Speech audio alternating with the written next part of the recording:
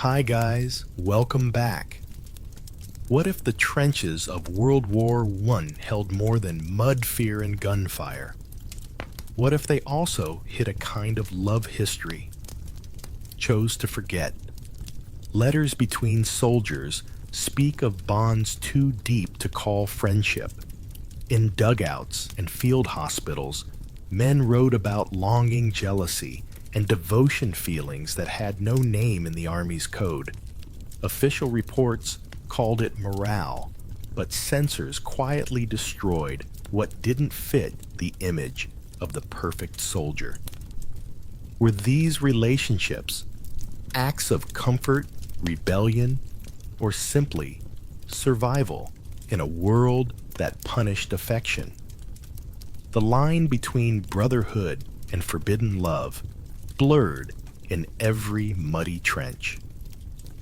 Drop the time you're watching Morning Midnight or somewhere in between. And if you want history told the way it was lived, not sanitized, hit subscribe, no pressure, but the next story will take you even deeper into the silence of war. History never sleeps. It just waits for someone to listen.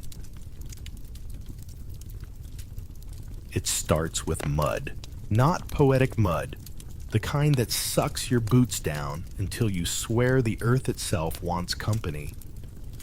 You can smell the rot, hear the water slosh inside your socks, and feel the cold crawl up through your uniform. All around you, men curse softly, sharing the same breath, the same damp trench, the same fear. No one speaks of love here yet. It floats between you like smoke. Sometimes it's just a glance across the dugout or the brief touch of a shoulder when someone passes too close. In a place where everything decent has been stripped away, that smallest human warmth feels like rebellion. You might imagine that war, with its grime and danger, leaves no room for tenderness. But look closer. Beneath the thunder of shells and the whistle of bullets, there's an intimacy built on survival itself. When the next explosion could bury you both, you stop caring who reaches for your hand. Soldiers joke crudely by day, but by night, that same humor softens into gestures no one dares to name. Have you ever noticed how crisis makes people drop their masks? The trenches did that for an entire generation of men. In the letters that somehow slipped past censors phrases like, "my dear friend," or "the one who understands me best," carried layers of meaning that mothers at home might never decode. Yet every soldier in the trenches could read between those lines. There's one diary entry from a British private who wrote simply, "He held my face so I would not see the dead." No names, no scandal, just two men trying not to disappear inside the horror. Still, desire doesn't vanish just because law or religion tells it to. It hides sometimes behind jokes, sometimes behind brotherhood. And maybe that's what makes this part of history so quietly beautiful. Because while generals fought for land, the men below fought for something smaller, but just as vital, the right to feel human. One French soldier later recalled how during a night bombardment, he crawled into another man's dugout just to keep from shaking. He wrote, "I didn't want warmth. I wanted to remember I was alive." It's strange, isn't it, how war strips away everything artificial until only truth remains. Even now, historians debate how common these relationships were. But the records, the whispers, and the photographs, those unguarded smiles tell enough. When the world tried to turn men into machines, They found ways to be human anyway. You can almost see it.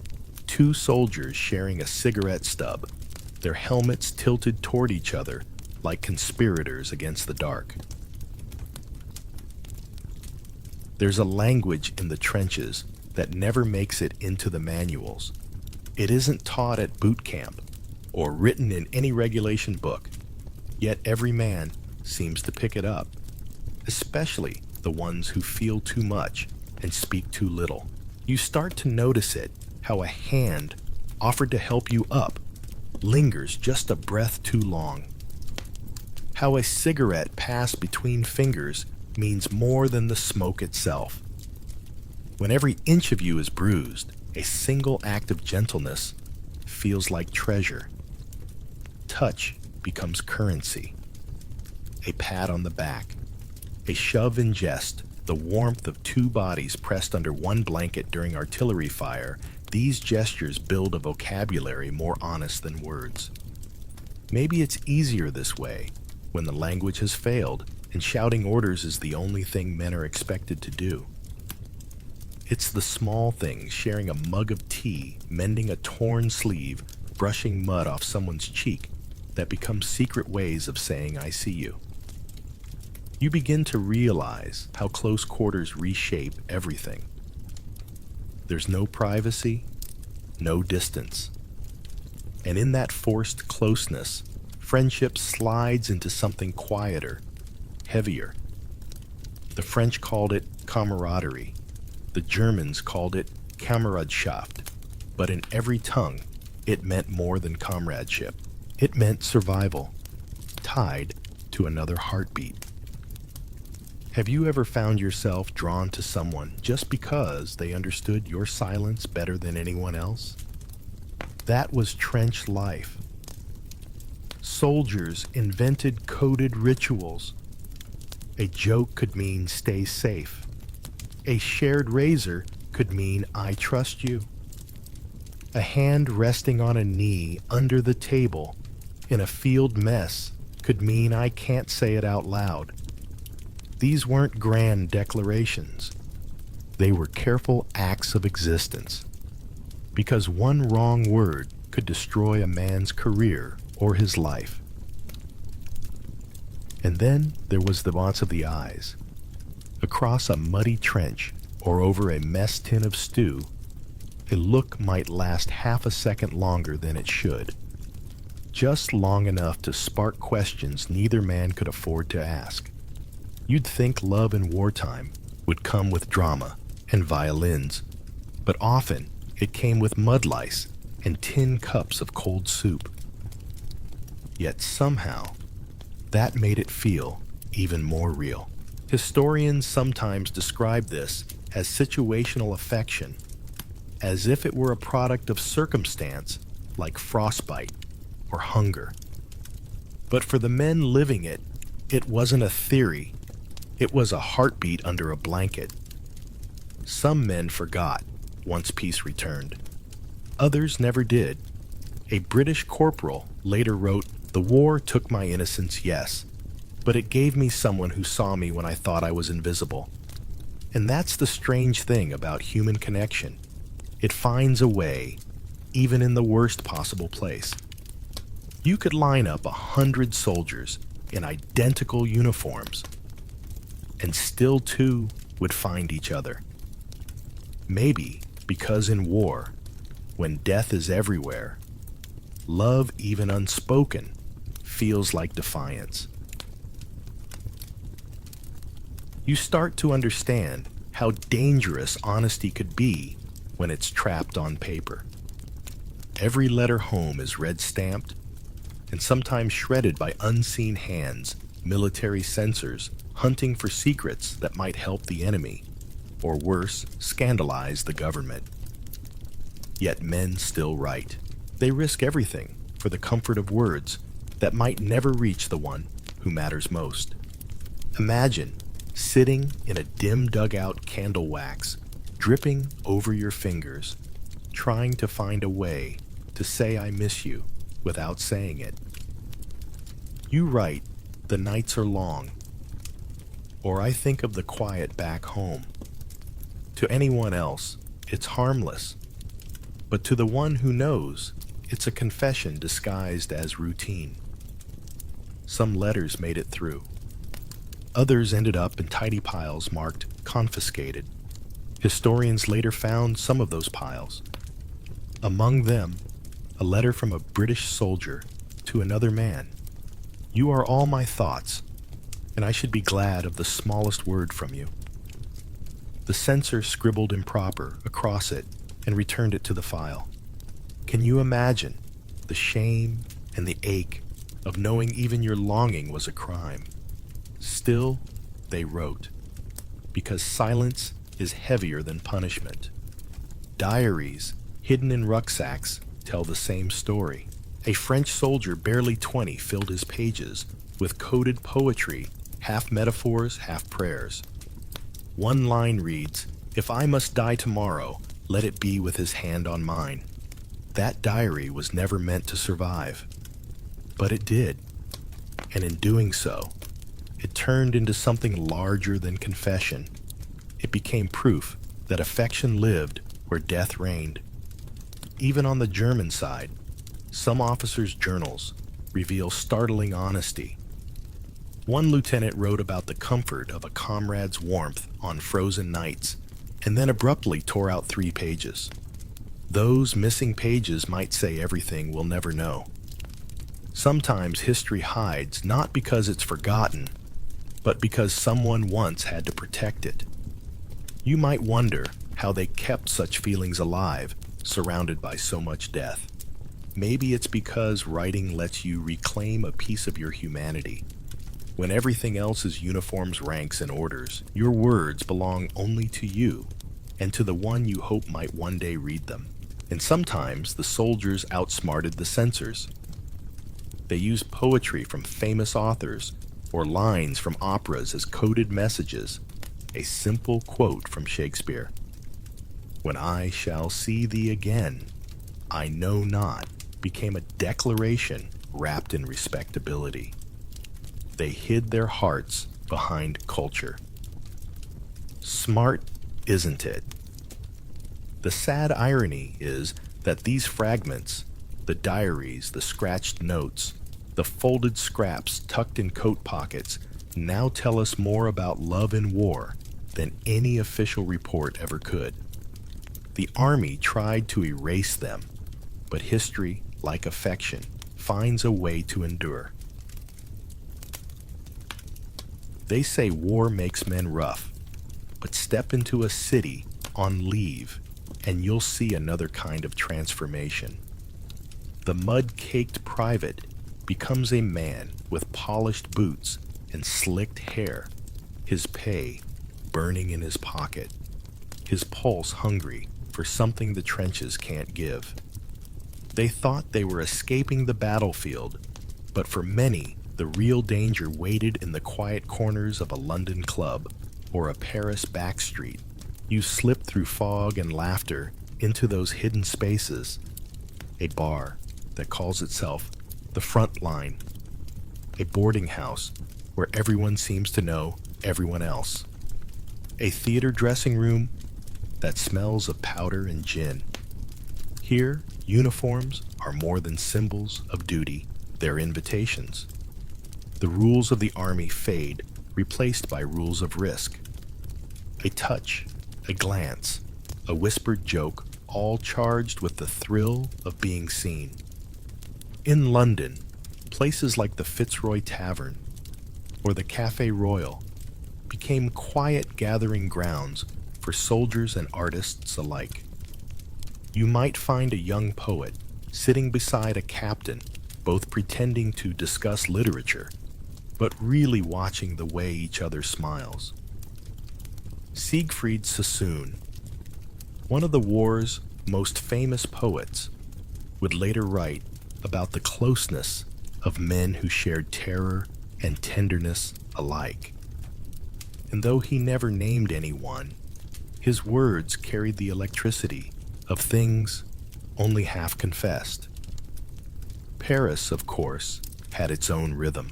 The war had drained the city of illusion, leaving behind people who lived faster, risked more, and loved recklessly. Soldiers on leave wandered into Montmartre or Pigalle, where jazz and absinthe blurred the lines between classes and desires. Some of those encounters lasted an hour, others became lifelong secrets. It's strange how a world falling apart can also make people cling tighter to the living. Even the officers' clubs weren't as sterile as their brass buttons suggested. Behind the polite toasts and patriotic songs, there were glances that lingered too long, conversations that drifted too far from strategy. Rank offered protection, at least for those with the right name or reputation. A scandal could ruin a private, but an officer with influence might simply be transferred. Funny how discipline bends for the privileged, isn't it? Every army had its underground. In Berlin and Rome and Vienna, wherever soldiers gathered, stories circulated about the colonel's friend or the driver who stayed too close. They weren't jokes, not really. They were warnings disguised as gossip, yet people still risked it. Why? Because even brief connection feels worth a lifetime of loneliness. Picture this: a smoky Paris room, the hum of a gramophone, two men laughing too loudly at something that isn't funny. One reaches to light the other's cigarette, and for a second, the world stops pretending. That's not sin. That's survival. And when morning came, they'd button up, straighten caps, and march back to the front, back into the mud, carrying that flicker of warmth like contraband. It always begins the same way: a rumor. One soldier talks too freely after a few drinks. Another is caught lingering in the wrong barracks. A letter gets intercepted. Suddenly, whispers turn into reports, and reports turn into trials. The army, after all, has to keep its image spotless, even when the mud is everywhere else. Courts martial for indecency or unnatural offenses filled the margins of military paperwork. Some cases never made it that far, handled quietly behind closed tent flaps. The command didn't want scandal, just control.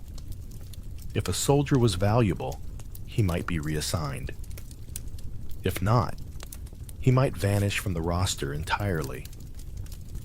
One of the most infamous cases was that of a British officer caught in 1917 with another man.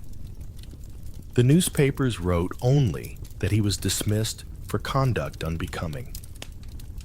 His name disappeared from official history, but his letters later found in an attic tell the truth. He wrote, "They'll call me a disgrace." Yet the only disgrace was the loneliness they made me live with. That one line says more than 100 verdicts ever could. Meanwhile, the same commanders who punished others sometimes held their own secrets. Rank and influence could wrap shame in respectability. It's an old pattern. Power shields itself even as it condemns. Have you ever noticed how the loudest moralizers are often hiding the biggest secrets? The Great War was no exception. The French army had its share of scandals too. In 1916, an inquiry in Verdun exposed several cases among soldiers stationed near the front. The report, stamped confidentiel, quietly concluded that isolated incidents are to be expected under prolonged conditions of stress. Translation: they knew, and they didn't want the world to. Then there were the quiet pardons men whose bravery erased suspicion. A corporal who saved his unit from shellfire might suddenly find his improper behavior file misplaced. A decorated medic could have his transfer delayed just long enough for rumors to die down. Justice in wartime had a short memory when someone was useful. But for the unlucky ones, punishment was swift and brutal. Some were sent to labor camps, others to psychiatric wards where treatment meant humiliation. A few took exile over disgrace. And yet, even in the harshest reports, you can sense a strange contradiction. Pity, admiration, sometimes even envy from those judging them. Because deep down, everyone understood the loneliness of the trenches, the craving to feel something human. Years later, one British historian would admit, our armies preferred silence to honesty. Maybe that's why the stories survived only in fragments, scraps of transcripts, diaries, and rumor. But those fragments matter. They show that behind every headline about heroism, there were also hearts on trial. And through it all, the war machine marched on indifferent. It needed bodies, not souls. But the souls were there anyway, quietly rebelling against invisibility. If you travel beyond Europe's muddy front lines, the story takes on new colors literally. The war was never just British or French or German. It was global, with millions drawn from colonies and distant territories. Men from India, Africa, the Caribbean, Australia, and Southeast Asia marched beside Europeans, often bewildered by a conflict that wasn't truly theirs. And in those encounters between cultures, races, and languages, something unexpected unfolded. Connection, curiosity, sometimes even forbidden affection. Imagine being a Senegalese rifleman stationed in the chill of northern France, sharing a trench with men who had never seen a black soldier before. Or an Indian sepoy trying to make sense of English slang while learning how to dig a trench properly. In those cramped dugouts, the barriers of empire sometimes cracked. One French officer wrote, "They are strangers yet. When shells fall, I reach for their hands first." It wasn't just strategy. It was humanity stripped bare. War does strange things to hierarchy. A white Australian private and a Chinese laborer might share tea because both were homesick. A French colonial officer and a Moroccan cavalryman might spend nights swapping words from each other's languages, laughter bridging the unbridgeable. And yes, among those bonds, deeper feelings sometimes grew. The official record won't say so, but soldiers' journals, when read between the lines, whisper it clearly. In Cairo, Alexandria, and Port Said, British troops on leave mingled with local men in cafes, bathhouses, and the winding alleys of old markets. These cities had long histories of tolerance and fluid identity older than the British Empire itself. To Western soldiers, that freedom felt intoxicating. Some discovered a world where affection between men wasn't condemned, merely understood as part of life. Others were too fearful to admit what they'd seen, let alone felt. In the Ottoman territories, the same dynamic appeared in reverse. Turkish and Arab troops, stationed with German officers, created their own networks of loyalty and secret exchange. One German medic later wrote about a friendship so close it could not be explained in my language. Maybe he didn't need to explain it. What's fascinating is how empire itself, this vast controlling system, accidentally created pockets of liberation. The mixing of peoples brought exposure to different traditions of masculinity and affection. In some cultures, touch between men carried no shame. In others, it was coded quiet, but still alive. You begin to see that forbidden is always relative to who's writing the rules. Of course, racism and hierarchy never vanished. Colonial troops often faced mockery from their European comrades, treated as both exotic and inferior. But even in that imbalance, moments of equality flickered. A British soldier once wrote of a Punjabi comrade, "He looked at me as if he knew I was lost, and I was." That one sentence feels like a confession disguised as poetry. When the war ended, many of these men returned home changed not just by battle, but by what they'd seen of each other. Some carried stories they could never tell aloud. Others found themselves longing for a kind of brotherhood they'd never experience again. War forced them together. Peace sent them apart.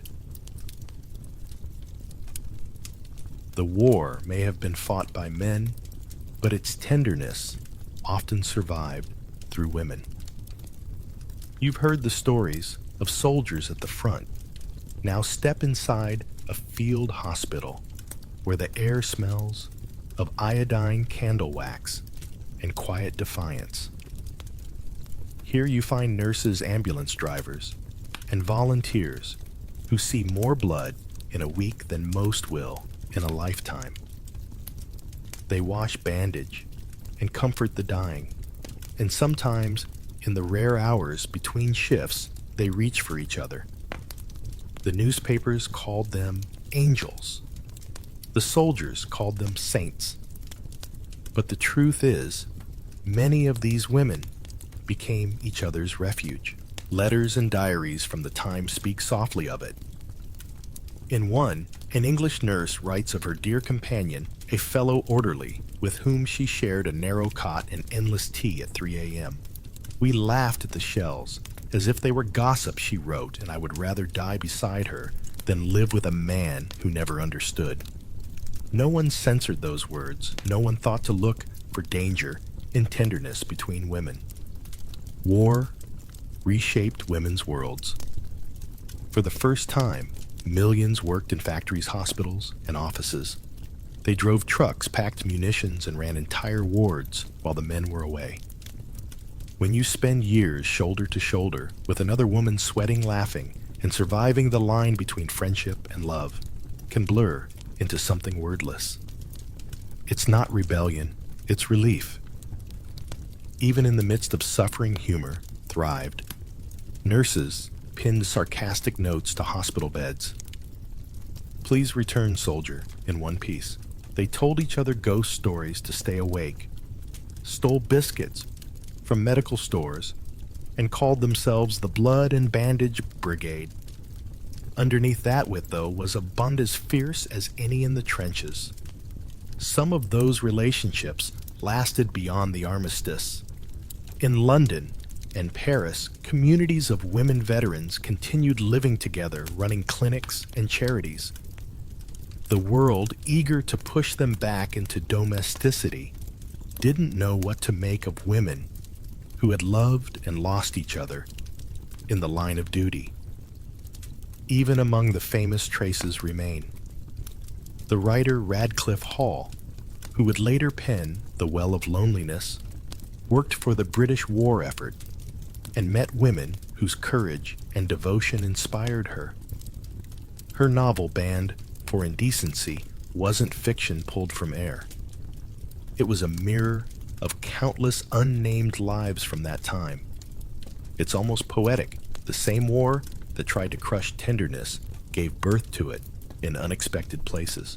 A nurse holding a trembling soldier's hand, another nurse holding hers when he's gone. Maybe that's how compassion survived the gunfire, by passing through hands quietly without permission. So when people say the men came home changed, they forget the women did too. Not because they saw horror, but because in healing others, they discovered new ways to love and to live. You'd think that after 4 years of chaos, armies might have learned something about compassion, but step into a post near the front and you'll see the real machinery of control. Laws, morality, and military order work together like gears, cold, mechanical, unforgiving. Every soldier's body belonged to the state. Every feeling, too, if it interfered with discipline. Before the war, nearly every major nation already had anti-sodomy or gross indecency laws. Britain's Criminal Law Amendment Act, Germany's Paragraph 175. France's Napoleonic Code, though less punitive, and the military ordinances of Russia and Austria-Hungary all drew the same hard-line desire between men was a crime punishable by imprisonment or worse. By 1914, that law book marched to the front alongside the men it would condemn. You might imagine generals had the time to enforce it. But war, ironically, made hypocrisy practical. Armies needed every body they could get, so long as those bodies followed orders. We'll punish it when convenient was the unspoken rule. Commanders quietly looked the other way until scandal threatened morale. One British report admitted that to pursue such matters in wartime would weaken the fighting strength. Translation: they only cared when someone got caught. Still, the moral weight never left the trenches. Chaplains preached chastity to men who hadn't seen a woman in years, while medical officers blamed moral weakness for what was really loneliness and trauma. A psychiatrist in Vienna wrote that unnatural vice spread like disease in the ranks. Never mind that most of his patients were simply trying to stay alive. Even outside Europe, colonial regulations copied the same moral blueprint. Indian and African troops served under European codes that condemned acts most of their home cultures had treated with quiet tolerance. In that way, the war didn't just fight nations, it exported shame. The contradiction was everywhere. Posters urged soldiers to fight for freedom, yet freedom of self was the one thing denied. The same army that praised brotherhood in its propaganda sent men to prison for living it too literally. If you listen closely to those wartime sermons, you'll hear the cracks in them. How can a nation preach sacrifice, unity, and love of one's comrades while outlawing the very emotions that made such sacrifice possible? One German officer wrote privately, "The law despises what the war demands." He meant the closeness, the dependence, the affection that kept men from falling apart. That paradox sat at the heart of every regiment. When the fighting stopped, the rules stayed. The trenches had shown that emotion could coexist with duty, but peace brought no reward for that revelation. The laws remained on the books, waiting for the next generation to stumble over them. And yet, inside those regulations, among the stamps and signatures and stern words, you can almost sense a quiet defiance. For every rule written, there was someone somewhere already breaking it. The war didn't just break bodies. It broke minds, and that terrified the authorities almost as much as disobedience did. Shell shock, neurasthenia, hysteria, new words for old pain filled the military hospitals. But behind the talk of nerves and exhaustion, another unease grew. What if the war itself was changing? What it meant to be a man? Doctors, priests, and psychologists gathered to debate it. Some argued that too much proximity among men bred moral weakness. Others blamed long abstinence, suggesting soldiers' minds turned inward. You can almost picture the scene, a room full of academics in starched collars theorizing about desire, while real soldiers outside were just trying to sleep without hearing bombs in their dreams. Psychiatrists like W.H.R. Rivers, who treated Siegfried Sassoon, began to see things differently. Rivers noted that men often spoke about their comrades with tenderness, not deviance. To him, that affection was healing, not harmful. He once wrote, "The cure for trauma lies in the restoration of feeling." The irony: that feeling was precisely what society tried to suppress. Elsewhere, less sympathetic doctors saw danger. German military psychologists linked homosexuality to degeneration, claiming it spread through stress and moral contagion. Their cures ranged from hypnosis to isolation. Imagine surviving Verdun or the Somme only to be told your capacity for love made you ill. The clergy joined the chorus. Chaplains caught between compassion and doctrine often treated confession like contamination. One Catholic priest at the Western Front admitted, "I absolve them for fear not for sin." That might be one of the most honest lines in all the war's theology. Still, amid this swirl of judgment, some medics quietly understood. They saw what touch could do, how a gentle hand on a trembling shoulder calmed a man faster than any sermon. Compassion became an act of rebellion, a form of medicine that no manual prescribed. In field hospitals, nurses and orderlies learned that the line between care and comfort was thin. A bandaged hand might rest a moment too long in another's. A patient might cry into someone's uniform and be held wordlessly until dawn. None of it fit the Army's definition of discipline, but it saved more sanity than any regulation ever did. You could argue that the war forced the world to confront what it had long denied, that human connection in all its forms was essential to survival. And for a brief moment, medical science came close to admitting it. In 1919, a report for the British War Office quietly suggested that emotional attachment between men under strain can produce stability rather than disorder. It was buried in the appendix, but the words were there.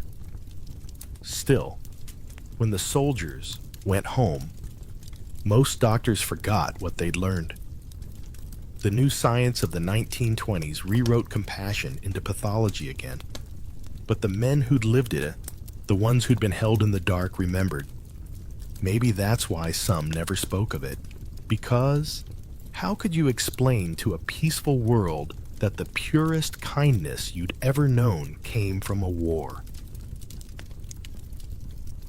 When the guns finally fell silent, the silence was almost unbearable. The war was over, but the truth it had unearthed about love, fear, and what it meant to be human was already being buried again. You return home, your uniform pressed, your medals polished, but something invisible clings to you. The newspapers call you a hero. The neighbors call you one of the lucky ones. Yet you can't tell them that the face you still see when you close your eyes isn't an enemy's, it's a comrade's. You can't say that your heart didn't die on the battlefield. It simply went underground. In peacetime, the world wanted forgetfulness. Governments rewrote the war as a story of courage and sacrifice, not tenderness. Memorials showed soldiers standing tall, not holding hands. The letters and diaries that survived were hidden in trunks or burned outright. What had been shared in whispers in the trenches now had to live in silence. Some veterans tried to speak. Writers like Wilfred Owen and Siegfried Sassoon filled their poetry with the aching honesty of what they'd seen and what they'd felt. Owen's lines about the pity of war weren't just about blood and mud. They were about the tenderness that had no place to go once peace returned. Sassoon's diaries hint at it, though his editors later softened the words. History, even in literature, was still afraid of its own reflection. But traces endured. In the 1920s and 30s, as Europe struggled to rebuild, small circles of veterans gathered quietly, some in cafes, others in private societies, to share stories the world refused to hear. They didn't call themselves movements or pioneers. They were simply men and women who had seen too much to pretend again. Meanwhile, politicians and doctors twisted memory to fit new fears. Homosexuality, they claimed, was a moral weakness that threatened national renewal. What they couldn't admit was that the very men they celebrated for bravery had also found courage in love that defied those same laws. The hypocrisy was breathtaking but not surprising. Every empire prefers clean myths to messy truths. Yet memory has its own stubborn will. It hides in unexpected places.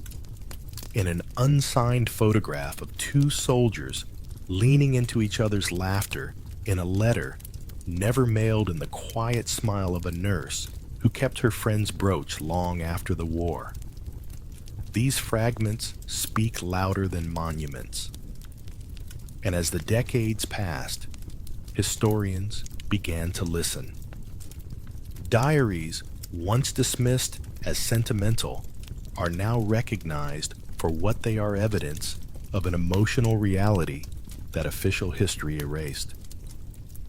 The love that dared not speak its name had spoken all along. It was just that the world wasn't ready to hear it. If you walk today through the old battlefields of Flanders or Verdun, you'll see rows of white stones, names carved neat and identical. But beneath those names lie thousands of untold stories, some of bravery, some of terror, and some of love that bloomed in the worst garden imaginable. So maybe the war didn't just destroy it, revealed. It showed that even under the weight of mud law and fear, the human heart kept finding ways to speak. And that perhaps is the real untold history of it all. Not who won or lost, but who dared to feel when feeling was forbidden. And now, as you close your eyes, you can almost hear it, the faint hum of a song the soldiers used to sing to themselves, low and tired, just to stay awake. It's not a hymn of victory, but of survival. And maybe somewhere in that quiet, they're still singing it for you. And in the mud and silence of the Great War, hidden love flickered between soldiers who found humanity where the world had none. Desire, courage, and tenderness all lived beneath the gunfire, unwritten but unforgettable. Yet while men fought and loved in the trenches, another battlefield waited behind them, the hospitals. Now, let's step into the tragic lives of nurses and women in WWY. The war begins with music and marching boots. You can almost smell the excitement in the air. Fresh ink on recruitment posters, brass bands at train stations, boys waving hats from open carriages. Over by Christmas, they said. No one mentioned the mud. No one mentioned the nurses. And that's your first hook while the world celebrated its heroes in uniform. It forgot the women who would spend the next 4 years stitching those heroes back together. You're one of them, Now, barely trained, barely old enough, and already caught up in something much larger than patriotism. Maybe you joined the voluntary aid detachment like so many others who wanted to do their part. Maybe you were a suffragette who saw the war as a way to prove women's worth. Or maybe you simply couldn't stand staying home while everyone else was bleeding for a cause. Either way, you've traded your comfort for khaki and your youth for the smell of carbolic acid. At first, it almost feels noble. You stand in crisp white uniform beside the other recruits, practicing how to fold bandages and lift patients. The posters made it look graceful, angelic even. In reality, the floor is always sticky, the bandages are always short, and the heroic patients are often ungrateful, delirious, or dying. Your hands will soon tremble from exhaustion more than fear. Still, you tell yourself, this is what bravery looks like. The hospitals aren't hospitals as you'd imagine them. They're tents, train carriages, old schools turned into wards. The air is thick with disinfectant mud and something else, hope, mixed with denial. Men come in missing limbs, faces, or memories. You learn quickly that your job isn't to save them all. It's to keep them from dying too soon. And yet, every time one opens his eyes and thanks you, you feel something shift. A fragile human connection that somehow survives the madness. You meet nurses from everywhere, English, French, Australian, Canadian, even Indian orderlies, whose names the officers never bothered to learn. It's a strange fellowship. You share stories in whispers during night shifts, swapping tea for chocolate and courage for laughter. One nurse keeps a tiny photo of her dog tucked into her apron. Another swears she'll write a book about all this one day. You're not sure whether to laugh or believe her. Sometimes the trains roll in so full of wounded that you lose track of the day. You mop, lift, inject, and stitch in endless rhythm. When you finally wash your hands, they're cracked and red. The mirrors in the ward show faces older than they should be. You've only been here weeks, but you've already stopped jumping at explosions in the distance. It's astonishing what a person can get used to when there's no other choice. The letters from home start to sound different too.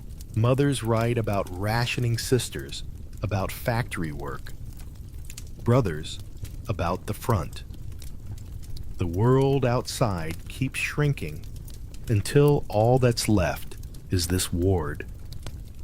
The hum of stretchers, the clatter of metal bowls, the muffled sobs when the morphine runs out. Some nights, you tell yourself you'll remember every name, every face. But there are too many. The human mind wasn't built for this. You might pause now and think, why did so many women volunteer for this? The truth is complicated.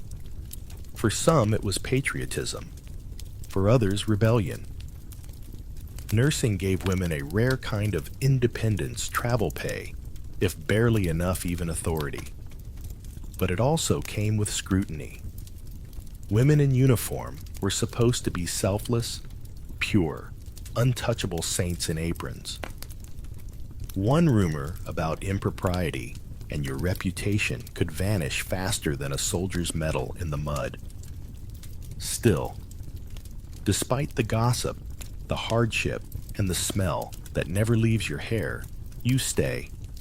Because leaving would feel worse.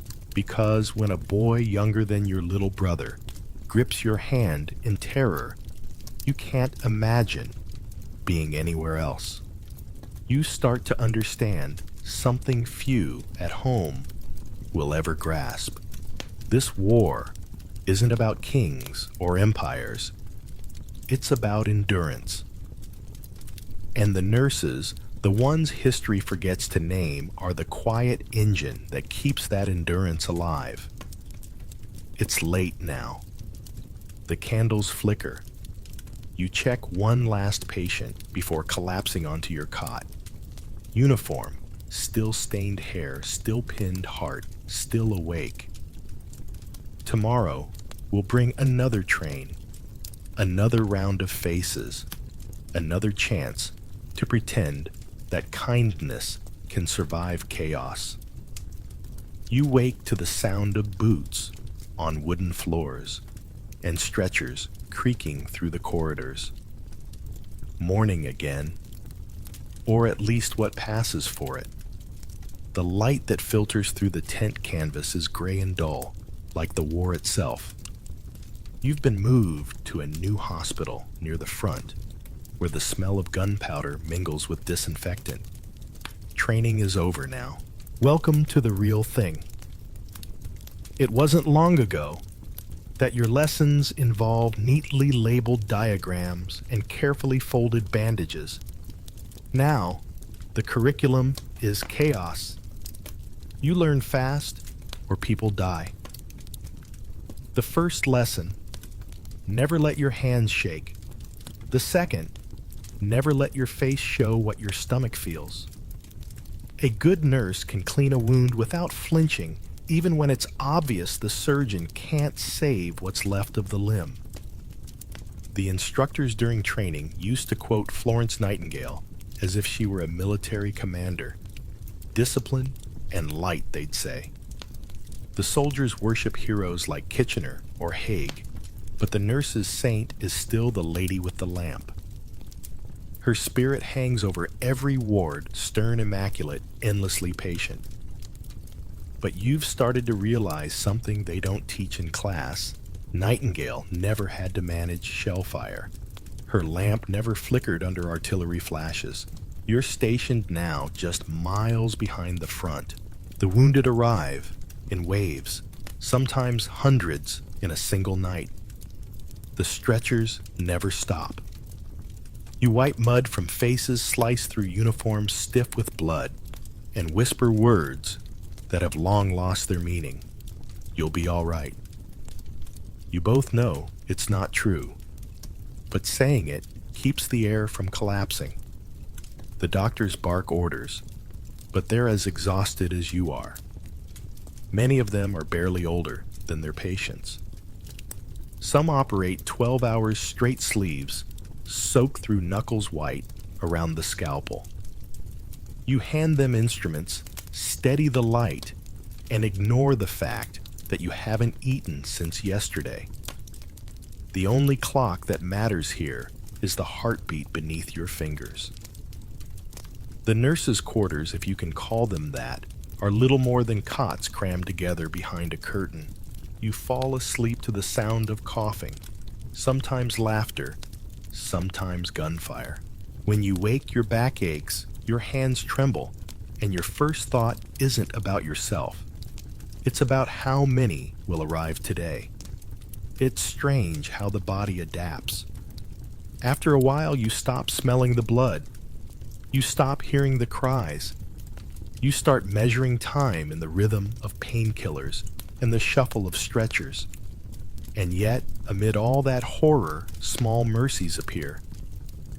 A soldier cracks a joke with half his teeth gone. A bandaged patient hums a tune, off-key but earnest. A letter arrives from home with the faint scent of lavender. Those are the moments that keep you upright.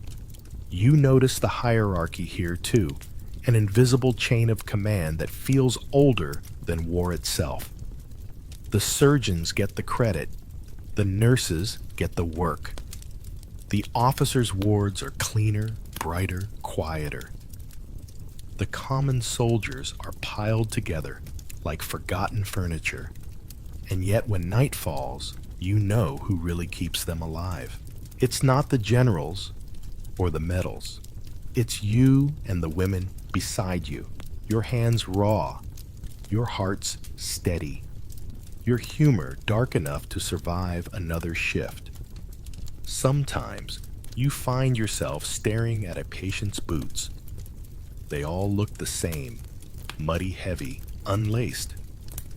You wonder how many more pairs will pass through your hands before the war ends. No one says it out loud, but everyone knows there's no such thing as over by Christmas anymore. One night, during a rare lull, a nurse beside you, Clara, from Yorkshire, whispers that she used to work in a bakery. She laughs softly and says the smell of flour still haunts her even now. You tell her you used to hate hospitals. She grins and says, "So did I. Guess we both picked the wrong war."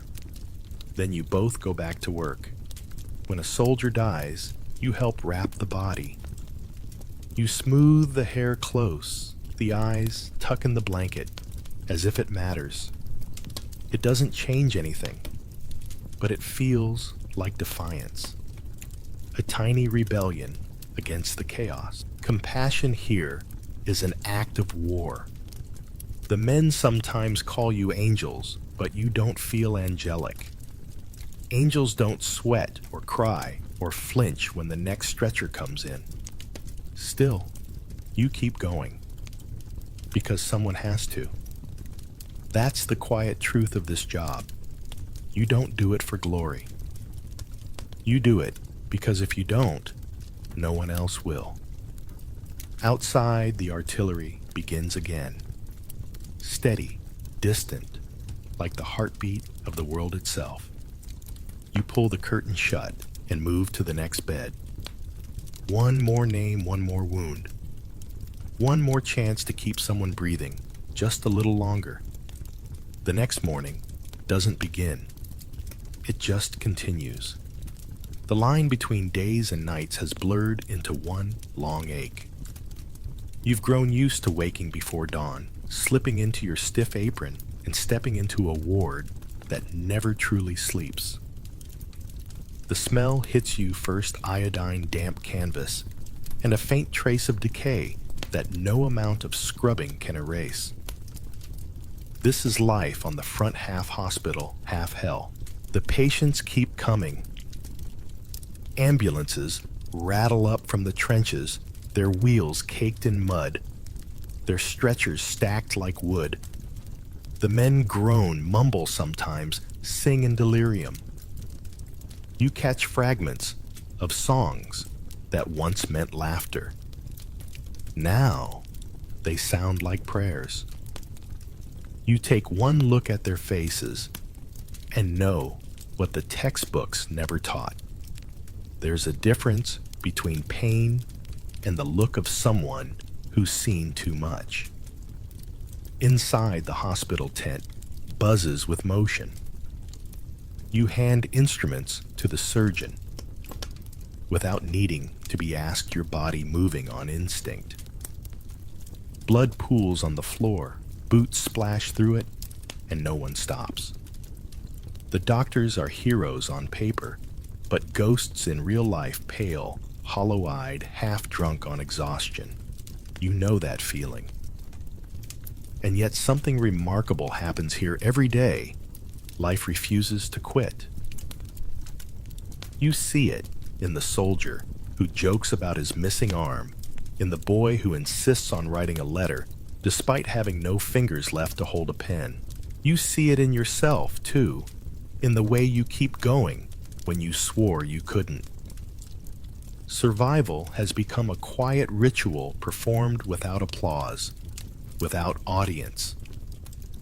Sometimes the nurses sneak a moment outside between surgeries.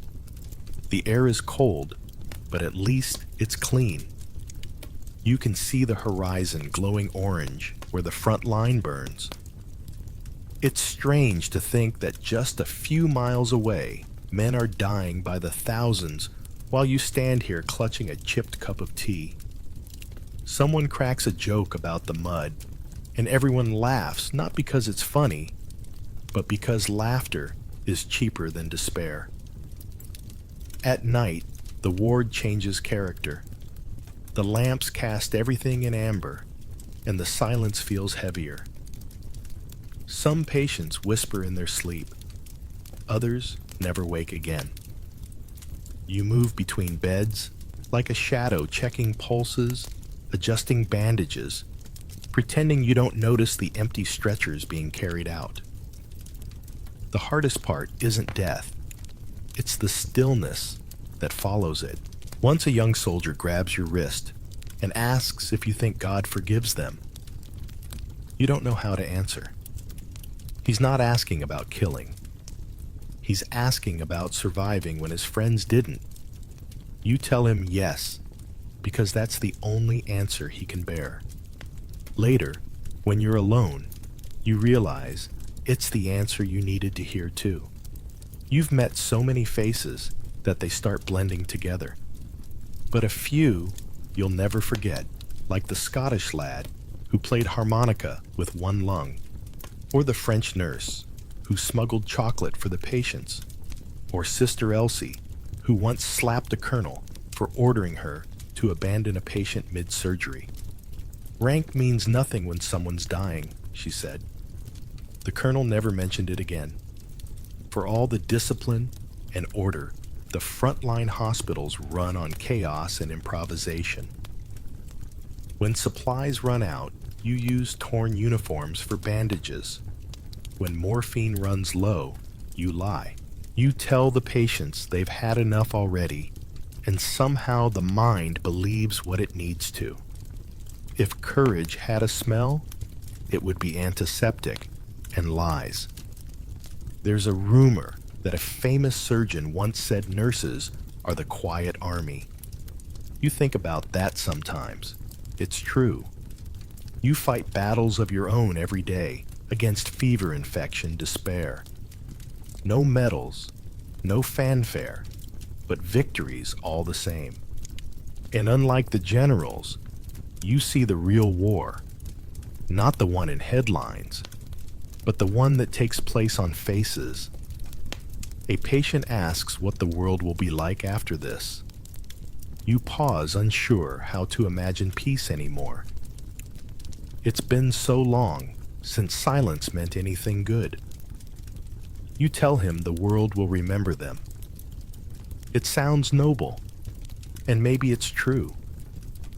But in your gut, you suspect history will move on, polishing its statues of men while forgetting the women who held it together. When dawn creeps back through the cracks of the tent, you're still on your feet. The stretchers have stopped coming for now, and the only sound is the rustle of canvas in the wind.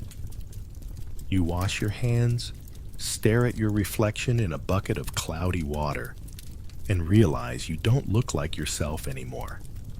You look like someone who's seen too much, and somehow kept going anyway.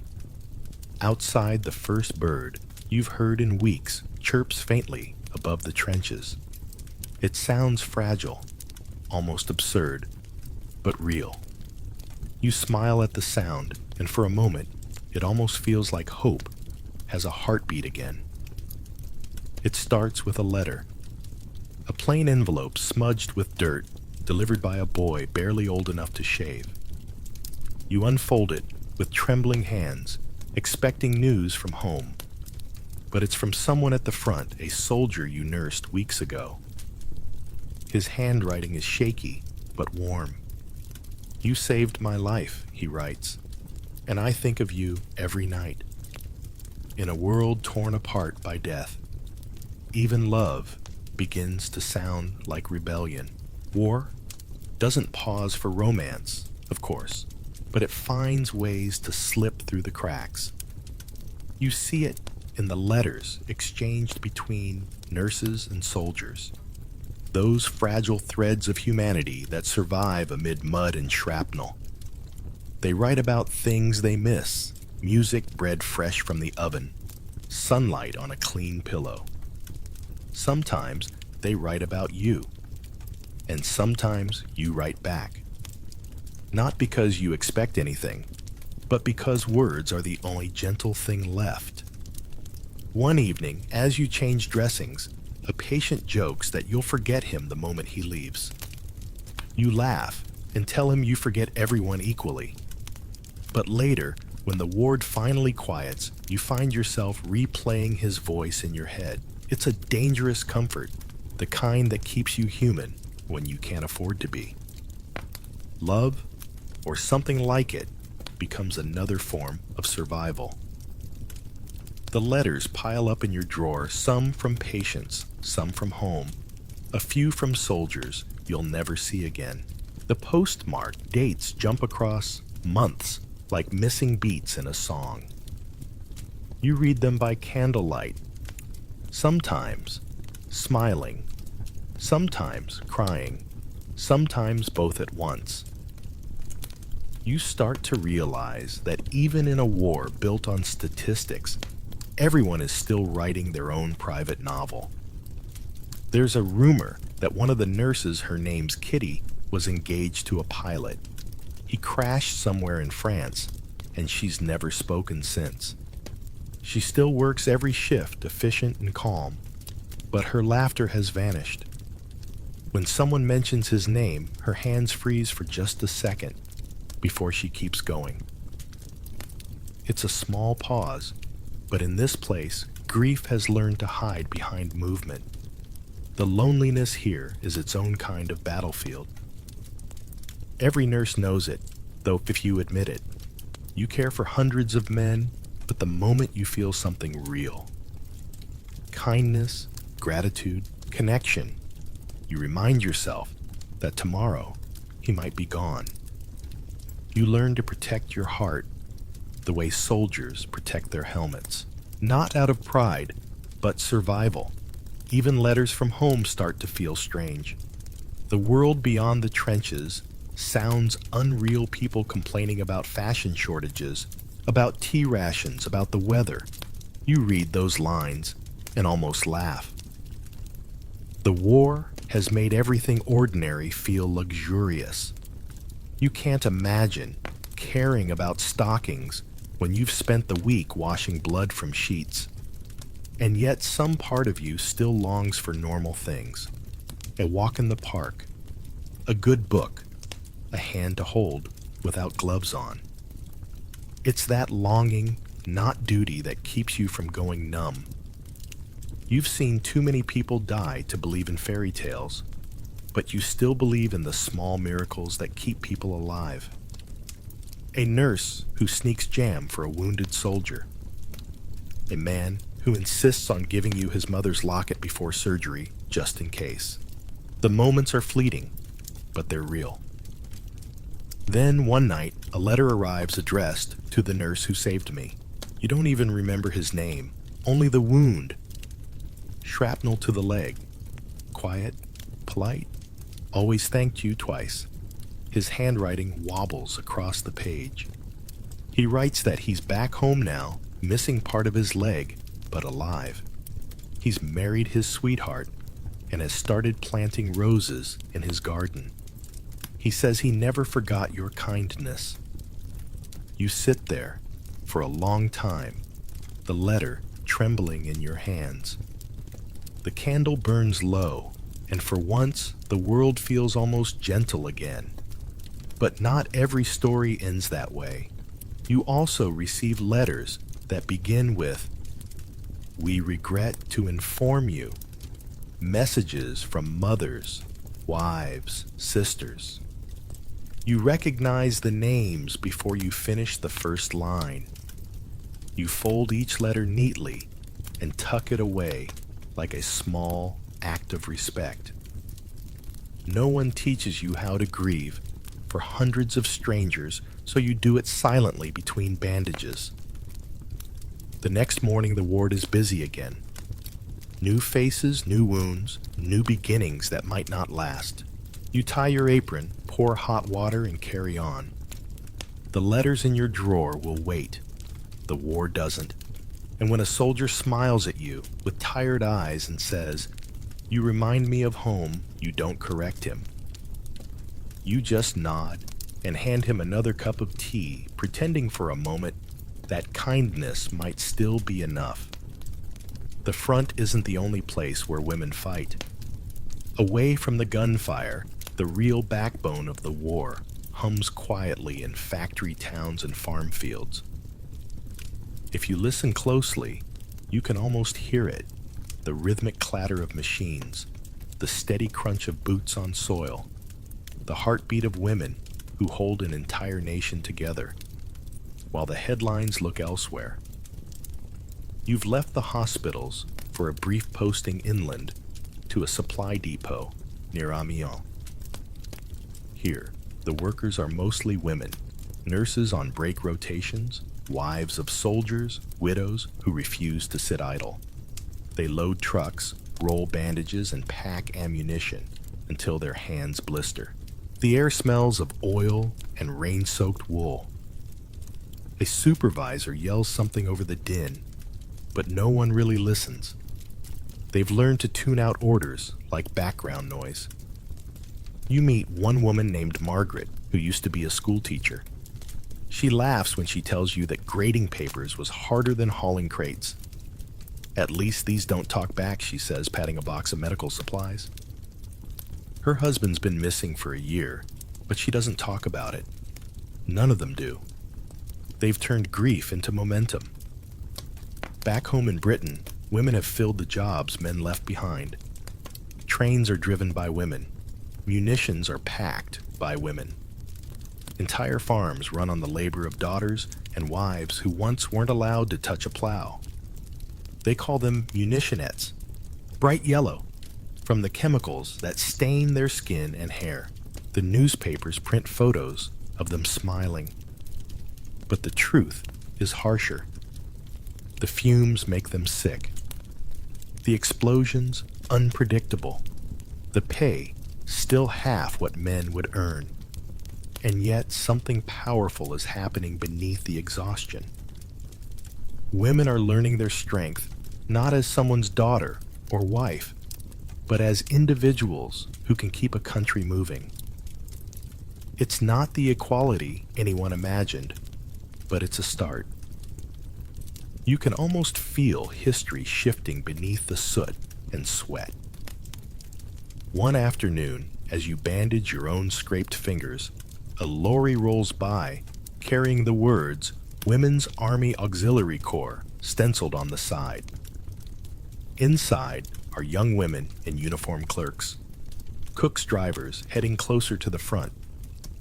They wave laughing hair tucked under caps too big for their heads. It's impossible not to smile back. Somewhere between fear and fatigue, pride sneaks in. Not everyone approves, of course. Back in London, some politicians mutter that women are forgetting their place, but that place has already changed. When you've seen women drive trucks through shell fire or keep wounded men alive with bare hands, it's hard to go back to pretending they're fragile. The nights here feel different from the wards. There are no moans, no gunfire, just the low rumble of trains and the occasional whistle from a factory shift ending. You sit on a wooden crate, drinking weak tea, and think about the nurses still out there on the front lines. You envy them and pity them in equal measure. The work here is easier on the eyes, harder on the mind. There's too much time to think. Letters from the front drift in like ghosts. Sometimes they're addressed to women who no longer work here, buried under rubble from a factory explosion, or gone home to care for families that no longer exist. You help deliver the letters anyway. It feels like keeping a promise on their behalf. One night, Margaret reads aloud a line from a newspaper. The hand that rocks the cradle now builds the guns. Everyone laughs at the irony. But beneath that laughter is something unspoken. A realization that when this war ends, women won't go back to silence. They can't. The soldiers will come home expecting the same world they left, but the women will know better. They'll have driven trains, stitched wounds, and held lives in their hands. Power once tasted doesn't vanish easily. The war may have begun as a man's story, but its survival is written in women's ink, sweat, and stubbornness. A whistle blows shift change. The women rise, stretch, and march toward another long night of work. You stay behind for a moment, watching their shadows stretch under the lantern light. They look tired, yes, but unbreakable. Somewhere out there, the war still rages. But here, in this depot, full of laughter and grease and quiet defiance, the future is already being built. You notice it first in the way a room goes quiet. Not from pain you can bandage, but from something that has no shape. A man who survived 3 battles flinches at the clink of a spoon. Another stares at his hands as if they belong to someone else. The surgeons call for basins and gauze. You find yourself wishing for tools that don't exist. By 1915, a new word is on everyone's lips: shell shock. Dr. Charles Myers writes about it in The Lancet, and suddenly the unspeakable has a label. It helps, and it doesn't. The term sounds tidy. The reality isn't. Some men tremble.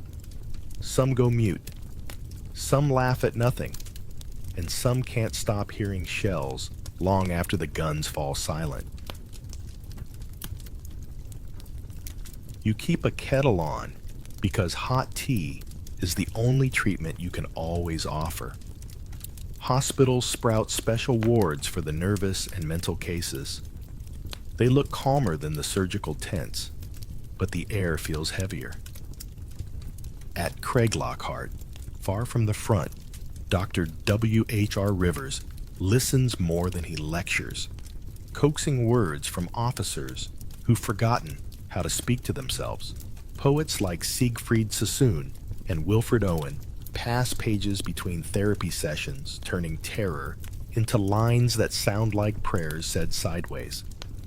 You read one stanza and set it down when your throat tightens.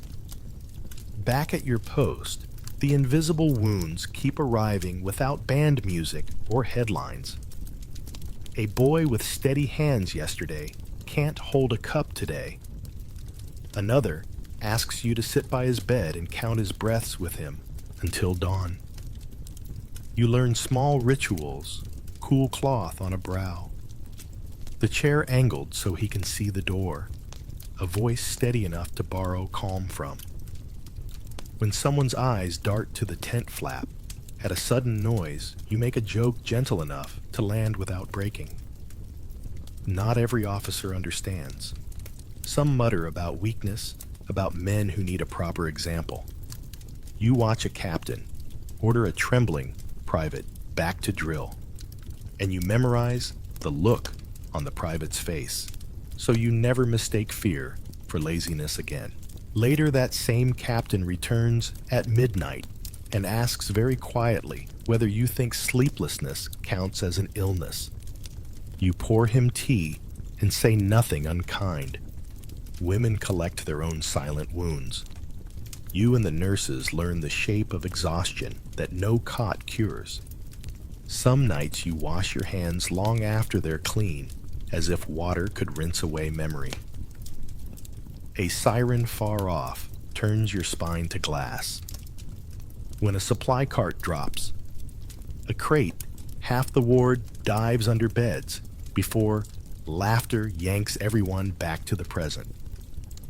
You call it nerves, because that's the only word the era allows. But you know it's something wider, a bruise that doesn't show. Vera Brittain writes letters no one wants to write, loses almost everyone she loves, and keeps working anyway. Mary Borden scribbles notes for the book she'll one day call The Forbidden Zone, trying to name the unnameable without breaking it. Mary Chisholm and Elsie Knocker, the Angels of Purvis, run a first aid post practically on the firing line until a blast throws them into history's margins. You tuck these names away like talismans, reminders that witness is a kind of courage. Some remedies help in small ways. Fresh air, when you can steal it. A harmonica passed hand to hand. Letters dictated to you because a man can't bring himself to tell his mother he survives when his friends don't. You learn to ask simple questions that give people back a piece of themselves. What's your favorite street at home? What does your kitchen smell like on Sundays? Have you kept a secret that deserves to breathe? Gas adds a new kind of fear you can't mop up. Masks hang at the ready like extra faces, and gas alarm drills turn everyone's pulse into metronomes. Even men never touched by a cloud wake choking from dreams. You set the masks where hands can find them blind, and you keep eucalyptus near, because even the idea of clean air helps some sleep. When the 1918 influenza sweeps through, it does not care about uniforms, medals, or heroics. It steals breath without artillery and fills your ward faster than any convoy. You watch nurses go down one after another, then stand when your turn somehow doesn't come. The men who survived shells fear a cough more than a barrage. For once, everyone agrees the enemy has no flag. On leave, the quiet feels too loud. A slammed door makes you spill tea. A child's toy drum at a station sends your heart sprinting. You stand in a shop, trying to choose soap, and have to step outside because the colors are too bright. You tell no one because you've been taught to be useful, not heavy. The next morning, you go back to work, and the routine holds you together like stitching. A chaplain visits and talks about courage. Later, he admits he hasn't slept in weeks, that his prayers sound like postcards he can't quite send. You don't try to fix him. You hand him a mug and show him where the blankets are kept. Some days, the best medicine is an errand that proves the day can still be ordinary. You start keeping a small notebook in your apron pocket, jotting down one sentence a day that is neither complaint nor report. The sky looked like clean linen at 5 a.m. Private Hughes laughed at a bad pun. Clara's hand stopped shaking while she tied a knot. It isn't a diary so much as a ledger of remaining human things. On worse days, the notebook reminds you that memory can also record gentleness. There are men who return to the line after rest and swear they're fine. There are men who never go back and swear they wish they could. There are women who will never again stand in a crowded room without finding the exits with their eyes. No one calls it trauma yet, so life finds other words: temper, weakness, melancholy, nerves. You practice saying softer phrases. Let's get some fresh air, instead of compose yourself. You're not alone, instead of be brave. Sometimes you ask yourself a question. You won't voice aloud. If the body heals without the mind, is that healing? The answer changes depending on the hour. On good mornings, you believe that time and routine can sand down the sharpest edges. On hard nights, you think survival is simply learning to carry weight without letting it crush your ribs. A train whistles in the distance, and the ward stirs. Another convoy will arrive soon, and with it more visible wounds wrapped around invisible ones. You set out clean linens, check the morphine, fold the masks where your hands will find them in the dark. The orderlies sweep the lamps are trimmed, and for a breath, the tent smells almost like lemon oil. Someone hums a hymn out of key, and another voice joins it without knowing the words. When the stretchers finally appear at the flap, you don't feel ready. But readiness hasn't mattered for a long time. You take the first chart, meet the first pair of eyes, and offer the oldest therapy in the world. A calm voice that refuses to leave. Here's the uncomfortable truth. Who gets called angel depends on your accent, your skin, and your father's job. You feel it the way you feel a draft through a closed window, always there, even when everyone pretends the latch is tight. On paper, a uniform should flatten differences. In practice, the badges do their own sorting. The Queen Alexandra's Imperial Military Nursing Service. QAMs, crisp and starched, expects training references, a certain bearing. The Voluntary Aid Detachments, VADs, keen and underprepared, pull from drawing rooms and parish halls, then learn the hard parts on the fly. Working class women with experience as midwives or hospital aides are welcomed where the need is worst, but rarely promoted beyond where the shouting starts. The war needs every capable hand, yet it still keeps a ledger of who pours the tea and who signs the charts. You notice it in rations quarters' tone of voice. A senior sister addresses some nurses as Miss Surname others as you there. A matron praises a VAD's natural refinement for setting a table straight, but never mentions the laundress who kept the ward linen from turning to sandpaper. Class is the quiet officer in every room, and it salutes itself first. Yet resistance grows in the oddest places between shifts over kettles in corridors that pretend not to have ears. You trade tasks so the clever girl from a mill town can try theater work.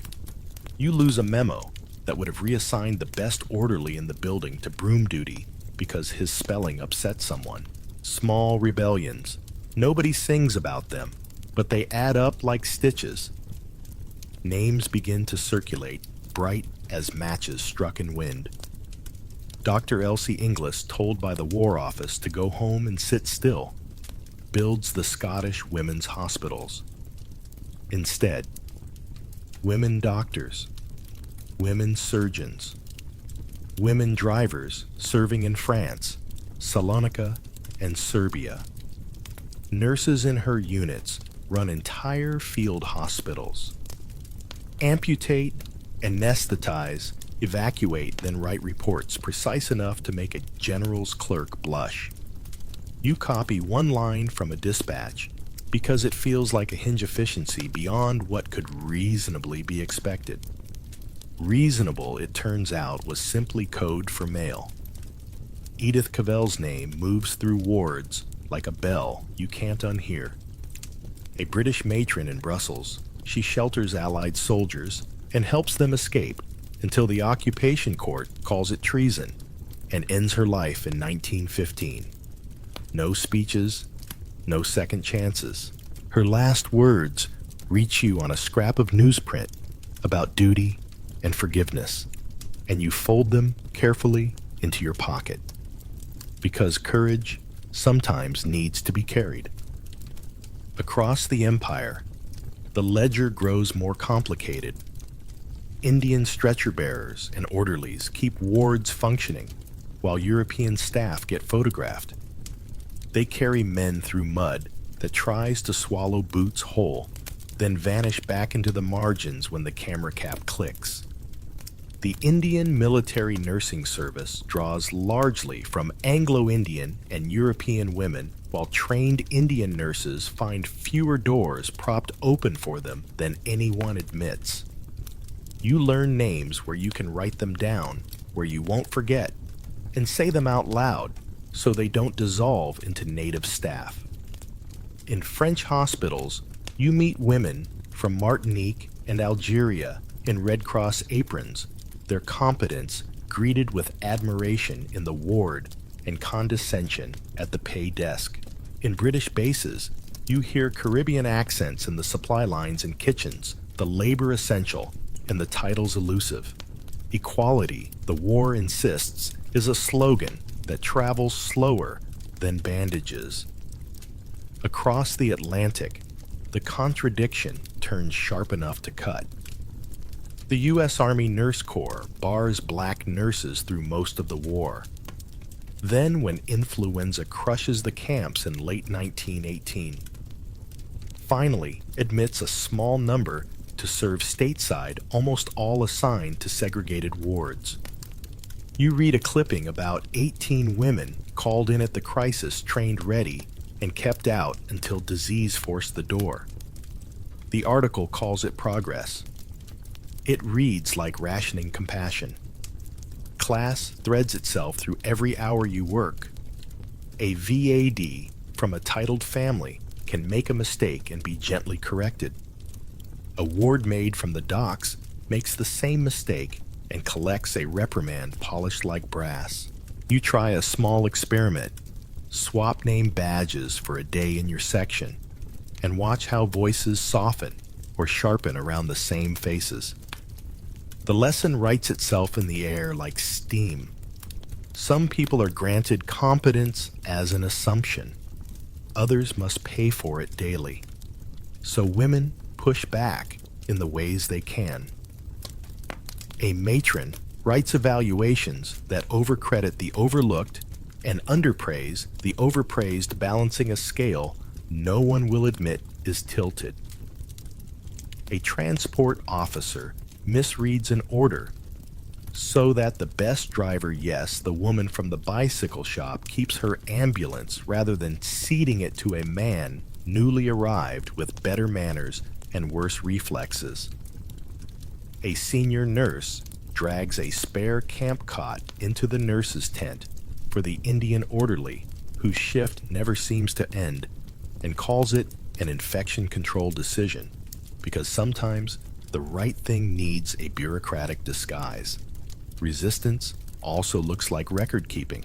You start a notebook of names, orderlies, washerwomen, cooks, drivers, next to the procedures you know they made possible.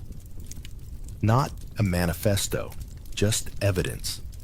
Someone will say later that women had kind hearts and steady hands, and you want a page that says hearts, hands, and hour counts plus the list of skills no one thought a lady or a laborer should have.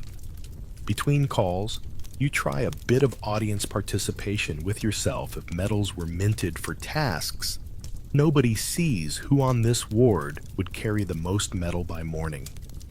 You rank the answers and realize your hierarchy doesn't match the payroll, the duty roster, or the memorials you've seen. It's a humbling discovery, the productive kind. Stories arrive like contraband and travel faster than orders. A Black Canadian volunteer turns a jammed ambulance crank with a fence post and a prayer, then runs night runs until the gearbox gives up.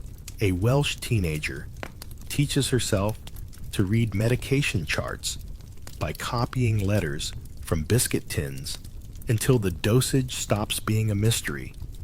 A French-Tunisian nurse breezes through triage in 3 languages, then spends her off hours teaching phrases to the rest of you so a man can be told in his own tongue that the pain will ease soon. None of these women sit at the head of anyone's table, yet your ward turns on their axis. Sometimes you wonder if the war itself notices who is carrying it. The headlines prefer generals. The statues prefer horses. Poster artists prefer tidy uniforms and tidy stories. But in the staff tent, you know exactly who keeps the light from going out. People who learn to thread needles by candle, to read faces before charts, to make order where orders fail. Near the end of a long shift, a new sister sighs that she's only a VAD, and you feel annoyance crackle behind your teeth. You hand her the instruments for the next dressing, without comment, then watch her hands steady her jaw, set her breath even out as the work takes over. Afterward, you tell her what you wish someone had told you. Titles are neat. Competence is necessary. Keep the second, and the first will chase you eventually, or it won't, and the patients won't care either way. When the lamps are lowered, you sit with your notebook and write a single line. Who gets remembered is not the same as who kept us alive today. You underline it twice, not in bitterness, but as a plan. If the monuments will not widen, the memories must. And tomorrow, when the convoy comes, and the room fills again with accents, aprons, and effort, you'll do the oldest, quietest piece of resistance there is. Say names aloud, share skill, and pretend for one blessed hour that the ward has no upstairs or downstairs at all. You learn the cost of kindness, the way sailors learn the sea, by swallowing more of it than anyone thinks possible. Compassion looks simple from a distance. Up close, it has blisters, missed meals, and a fever that won't shake, because you forgot you were mortal while counting someone else's breaths. The first debt comes due in sleep. You owe it, but the war keeps the ledger. You lie down for 10 minutes and wake 3 hours later, because your body staged a small mutiny without filing the paperwork. Night after night, you startle at noises no one else hears, then apologize to the kettle for judging it so loudly for boiling like artillery. Disease takes a cut of everything. In Serbia, typhus rips through wards so fast the charts can't keep up, and women in the Scottish women's hospitals pull double shifts until tired becomes the default setting on their faces. In France, trench fever hops along the cots like a rumor with legs. When influenza arrives in 1918, it ignores uniforms and resumes, and you watch nurses go down in rows that never make the papers the way battles do. You start to recognize the geography of collapse. It's in the way a sister rubs the bridge of her nose before answering a perfectly reasonable question. It's in the cup, left half full, on a windowsill owner called away and never returning to finish it warm. It's in the joke told one time too many, because laughter, like morphine, needs careful dosing or it stops working entirely. Mercy has side effects no one lists. A patient whispers a story you can't unknow, and now you carry it through hand washing, through supper, through the moment you look at the moon and realize you've forgotten how to look at anything without treating it. Is this manageable? Is this urgent? Is this already too late? Your mind clicks through the categories. Even for sunsets. Some costs arrive by water. Hospital ships should have been safe, but the sea learned new manners. Torpedoes find red crosses as easily as flags. You hear about the Britannic's sister to the Titanic, gone in the Aegean in 1916, about the Llandovery Castle in 1918, with Canadian nurses aboard who did not come home, about the Glenart Castle the same year, the channel turning into a ledger you don't want to total in ink. The uniforms in those stories are starched. The endings refuse to be. Closer in danger breathes like weather. Mary Chisholm and Elsie Knocker run their first aid post at Purvis until gas seeps where wind should, and they learn that bravery sometimes smells like chlorine. You hang masks on nails where hands can find them without looking, and pretend it's a home decor choice rather than a survival plan. Exhaustion learns your schedule. It meets you at the lint cupboard, at the basin at the door flap, when a convoy rattles in early. You bargain with it like a shopkeeper. 3 more dressings for 20 minutes of sitting, and it nods amiably, then steals the chair out from under you as soon as you turn your back. Have you ever noticed how tired makes you clumsy with kindness, like trying to pour tea while the ship rolls. There's a word you don't have yet, but it follows you like a shadow. Moral injury. It's what settles on your chest after the triage call. You still taste weeks later. The one where 3 lives needed 1 dose, and you chose with a coin no one could see. You tell yourself you did the best possible, and then at night, you argue the case on appeal to a ceiling that declines to rule either way. You maintain little rituals because boundaries keep the tide out. A fresh apron at midnight. A quiet 2-sip rule before reading any telegram. A pencil tucked behind your ear as if graphite were armor. When someone asks whether superstition helps you say, it's not superstition, it's engineering. Bridges need trusses, and so do hearts. Your hands betray you before your voice does. The skin cracks along the knuckles from soap and winter, and you learn a nurse's handshake is not a greeting. It's a weather report. You file tiny crescents out of your nails so gloves don't tear.